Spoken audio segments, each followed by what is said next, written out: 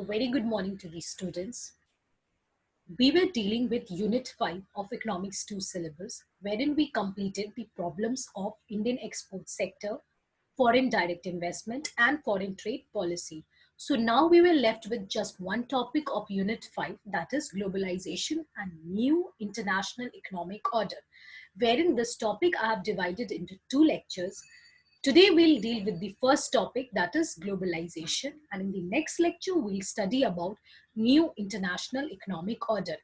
You might have remembered also that this globalization topic we have already covered when we were doing the unit 1, that is the new economic policies under the after post independence India 1991, wherein we studied about liberalization, privatization, and globalization. But again, I will discuss globalization in detail for your better understanding of the topic, and it could be a revision for you also, including unit 1. So now let's begin. What does the meaning of globalization mean? Globalization simply means integrating the nations into the world economy, which means I am comprising the economy of one nation to the entire world. I'm expanding my global market, I'm expanding my market economy to the rest of the world. So globalization basically includes creation of networks, transforming social, economic, geographical barriers. It is a method of interaction and union among people, corporation, government, universally as a whole. So globalization in a simple aspect means integrating the economy of one nation to the entire world, which means globally expanding my market, my economic abilities, my social attributes, my geographical barriers, to remove the distances and let the entire world know about my country's economy, my trade, my economic activities, and to unite people and corporations universally. Let's take an example.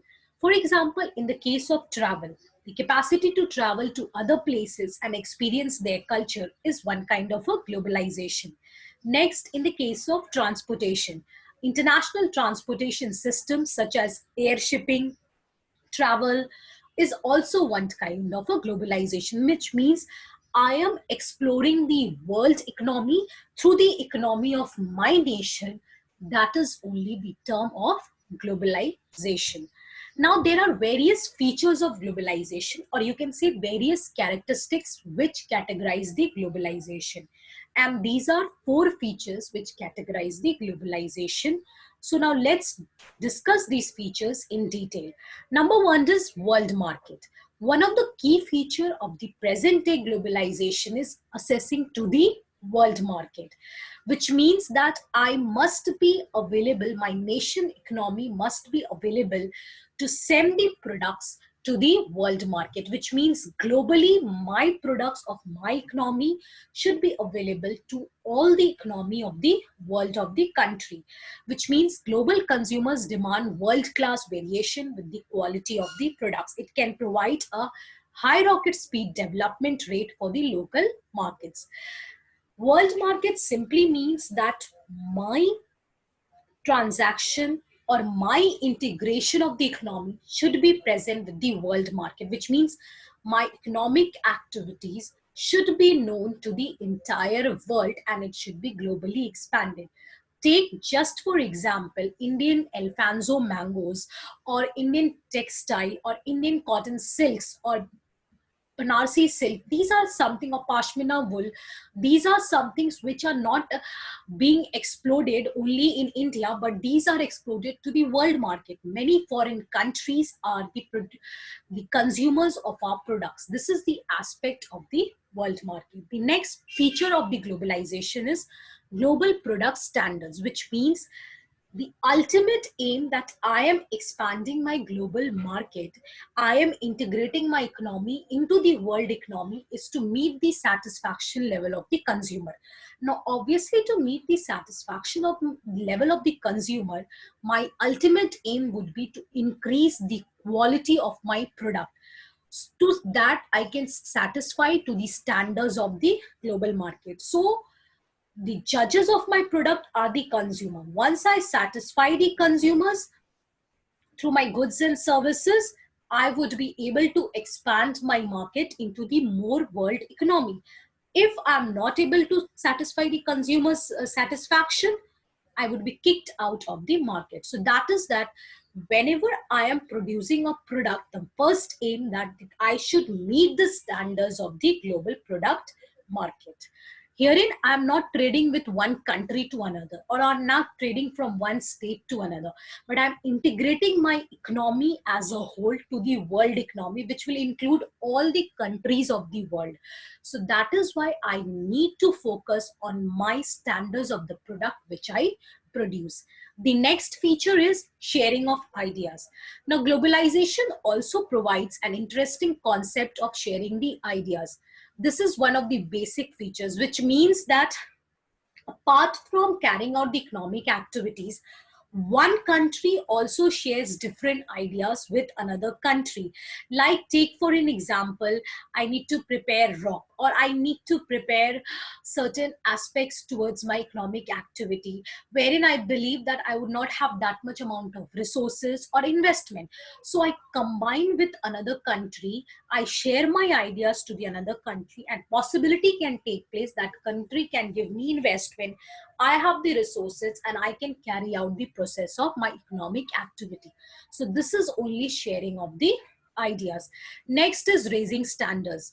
Now, globalization has not only increased the standard or the quality of the products, but it has also increased the standard of the living of all the countries' people. Take for example, earlier we were not using any air condition, earlier we were not having smartphones, or earlier we were not using computer, desktop or laptop. But with the globalization and integration of globalization, we have raised our standard of living also. So now we are more prone towards the products which satisfy our needs and which show that we have a better level of standard into the economy. With this, we concluded the point. There are four features of globalization: world market, global product standardization, sharing of ideas, and raising standards. Now let's move to the types of globalization. When we talk about types of globalization, there are three different types of globalization: economic, social, and political. Now let's discuss in detail. Economic globalization means that every country is creating its economic activities with the another economy of the country, which means that current globalization, the world is a united economy. There giant different types of economies play a major role in the development of all the economies. One of the drawbacks of this situation is interdependence it comes with. Take for example, there was a crisis in 2008 in USA, economic crisis. Ultimately, that economic crisis affect the entire country's economy. So the point is that economic globalization, when one country is attached to the economy of the another country, if any aspect happens in that economy of that country, that affects the entire economy. Take for example of the pandemic situation which is going on in today's world, that is the COVID-19. May everyone be safe under this COVID-19 and be safe and be protected. So take for example of that COVID-19 which affected the China first. So all the economy of the world which was related to the China, which means they which had the trade aspects with the China, also get their economy affected. So that is only economic globalization, which means the economy of one country is attached with the economy of another country, or you can say interdependent or interlinked with the another country. And if the economy of one country gets affected, the another country has its impact. So there is a point that we need to cater a balance between the economies of all the countries, so that there is no country suffer from the downfall of the any strongest country. The next kind of globalization is cultural globalization, which you can also say as social globalization, which means that apart from carrying out the economic activities, apart from trading on my economy with the economy of the world, this globalization caters a cultural globalization also, wherein culture of there is a circulation, or you can say there is an integration of culture of one economy with the culture of the another economy. Take for an example, in India, we have also followed the aspect of globalization since post-independence 1991 economic crisis, when we brought the new economic policies, that is LPG, and one such policy was the globalization. Now, this globalization has created an impact on our culture, which means now we are attracted toward the cultures of another country, wherein we have increased our living standards, we have increased our way of style, our way of fashion through the culture of that country. So that is only cultural globalization, which means apart from economic activities to be carried out or trade to be carried out, the integration of cultures of two different economies under globalization also caters an important aspect towards the development of globalization. The next kind of globalization is political globalization. One of the main targets for the people to get globalization is political, which means the globalization process in politics has a tendency to create a democratic situation. It has a tendency that everyone must have a freedom of speech, human rights, justice, equality, which simply means that suppose China is the country through which India is trading and economy is developed. So the political decisions to be taken, as in how these goods need to be transported, how the what should be the currency rate, what should be the level of economy to be used, how we can improve the GDP. These all aspects are divided with the political matters and with the regulated authority. So that is the point, that wherein the aspect to carry out the economic activities have also taken an aspect towards recognizing the government as a political integration, and that leads to political globalization. So these were the types, or you can say the kinds of globalization, which were of three kinds: economic globalization, cultural globalization, which you can also call as social globalization, and political globalization. Now let's move on to the point what the globalization has created an impact on the Indian economy. This we have also discussed while we were doing the unit 1 under new economic policies, but let's discuss it again. The impact which globalization has created on the Indian economy is that it has led to the implementation of better facilities. It has brought our foreign investment, direct investment. It has increased our GDP. We have increased our economic activities through corporate, retail, scientific sector, and it has brought an enormous growth towards the development of an economy. Further, it has seen a tremendous growth towards the social, monetary, cultural, and political area.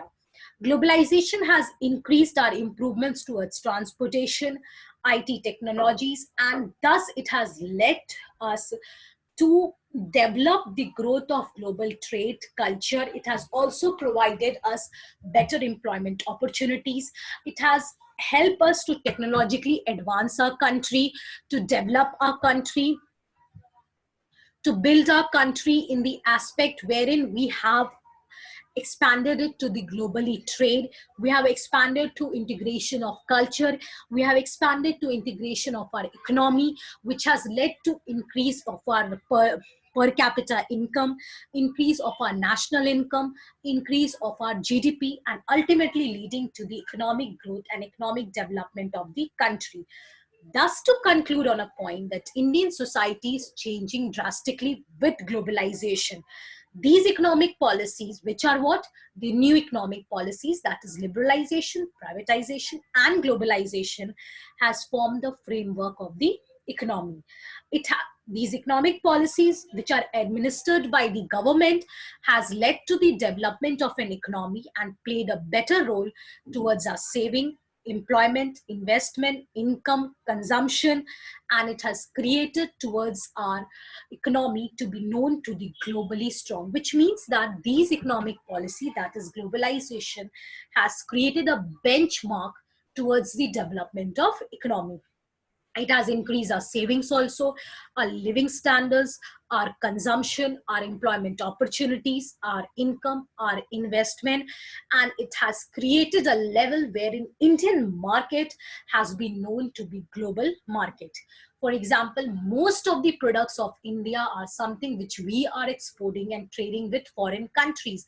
So that is the level of integration which globalization as an economic policy has created towards the world economy. Now let's move on to the point. When we talk about globalization, what would be the criticism of globalization? Now see, this globalization criticism, or you can say, we can say that globalization has also created a positive aspect onto the economy and also the negative aspect. Ultimately, the point is that to some extent, the positive aspects take over the negative aspects. Now, let's first discuss in detail. When we talk about positive aspect, number one is greatest access to the global markets.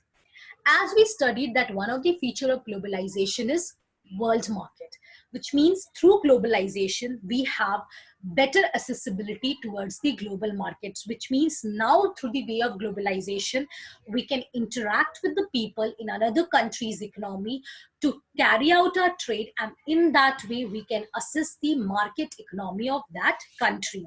Next is advanced technology, which means with the development of globalization, our technology has also developed, and now we are technologically advanced country with all the technological aspects towards a developing sector.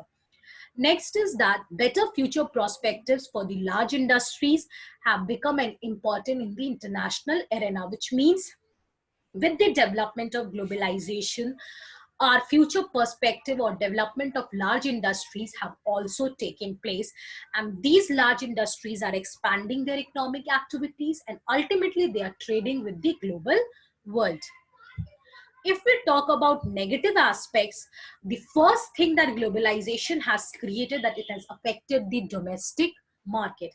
Large industries are trading with the global market, they are interacting with the global market, whereas the domestic manufacturers, or you can say the small industries which produce with the products within the domestic markets, are getting harmed.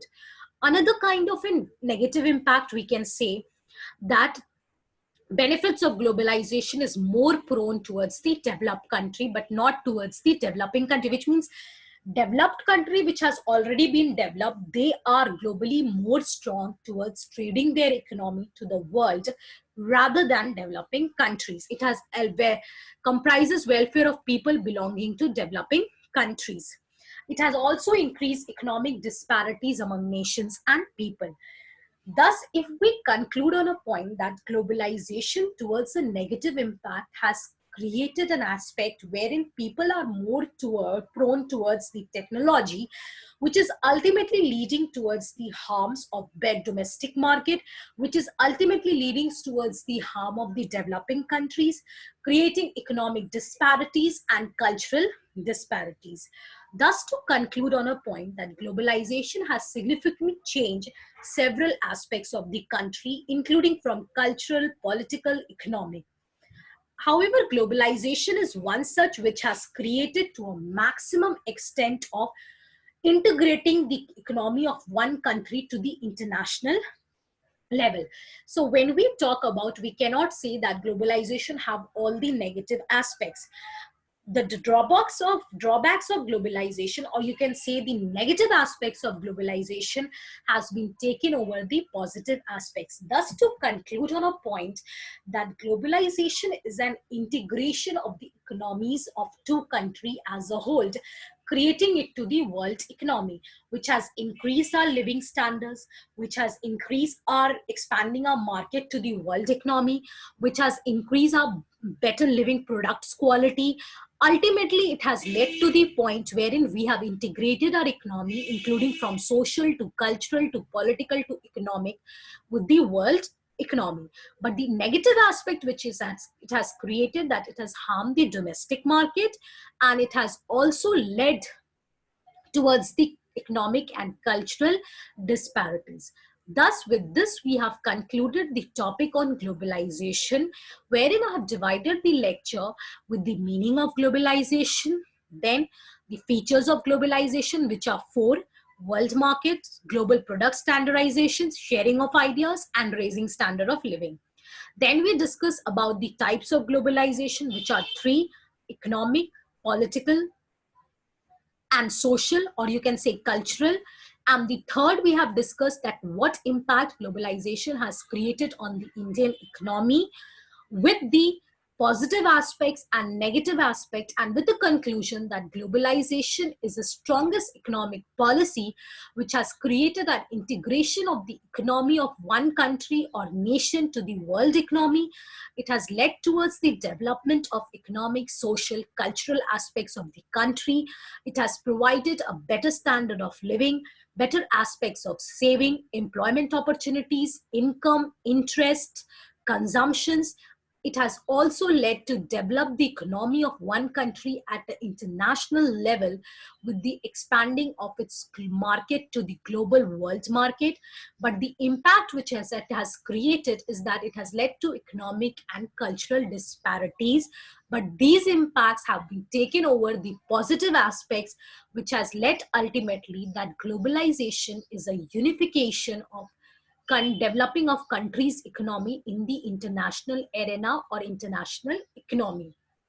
Thus, students, with this we concluded the one of the topic of Unit 5, that is globalization. Now we are left with one last topic of the Unit 5 of your syllabus of economics, that is new international economic order, which we will do it in the next class, and with that we'll complete your syllabus of economics. Furthermore, students, I request you, when you are listening to the lecture or when you are going through the notes and PPTs, please listen it properly, read thoroughly, and if you have any doubt, you can contact me through my mail ID. Further, I am forwarding you the assignments on these topics, and I request you that do the assignments diligently after reading all the aspects and complete it on time and submit it. Please, if it is of 10 marks or 20 marks, write a proper answer as you were writing for the external exams. Another thing, wherever you need to support your answer with examples, I request you students to support your answer with example, which I already always discuss in the class, whether the example is of biryani or it is of dosas or it is of any kind of aspects, whatever example which I give in class, you can support your answer with ample of example, which will give a weightage to your writing of the answers to the questions. And have a good day, students. Thank you.